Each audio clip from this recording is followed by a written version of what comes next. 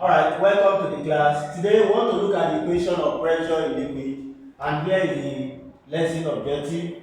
First, we have to look at the meaning of pressure. What is the meaning of pressure? From definition, it's a simple definition. Pressure is the force acting per unit area on an object. Pressure is not just a force per unit area. It means you can't call pressure force. From that simple definition, we have two other physical quantity apart from the name pressure, and that is force F over area, because it's per unit area. So this is the simple formula for force from the definition. Now, what is the mathematical deduction? That's after the definition. Here is the formula mathematically. Now, if that is the case, how do we now apply this math? We are talking about this is just general definition. What is that of the equation of pressure in liquid? Because this is just general definition of pressure, whether liquid, solid, or gas. This is it.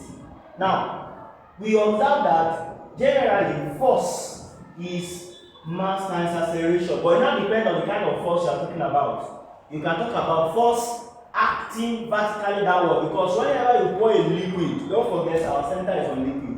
Liquid of any object will take the shape of that object, solid. Then the weight will be acting vertically downward. Then you are going to talk about mg, not ma, since it's not accelerating. Now, also from here, mass, from definition of density, which is represented by rho, is mass over volume. If you cross multiply, mass will be equal to rho v.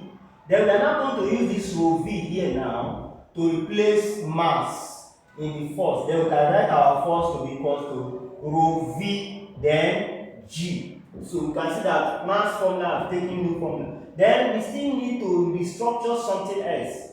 Here again, volume. Generally, formula for volume is base area times height. So now volume, this base area times height is also going to replace this volume. Then we can still write our formula F to be equal to rho AH then G. Now the entire thing we have here now can now be used to replace this F. Meaning we can write our pressure, which is F over A, to become rho AHG over A. This cancel this, then our pressure will now be what? Rho HG. Now, what is the implication of this very formula? It simply means if our density is constant, because density of most liquid, especially that of water, is constant, while G, which is acceleration due to gravity, is constant, 10 meters per second square, maximum or 9.8. Then the density of liquid is also constant, but if it's given, you use it. It means the only variable we have here is pressure and height. Pressure means that pressure varies directly with height. What does it mean? If the height is much, the pressure will be high. Pressure increases with height.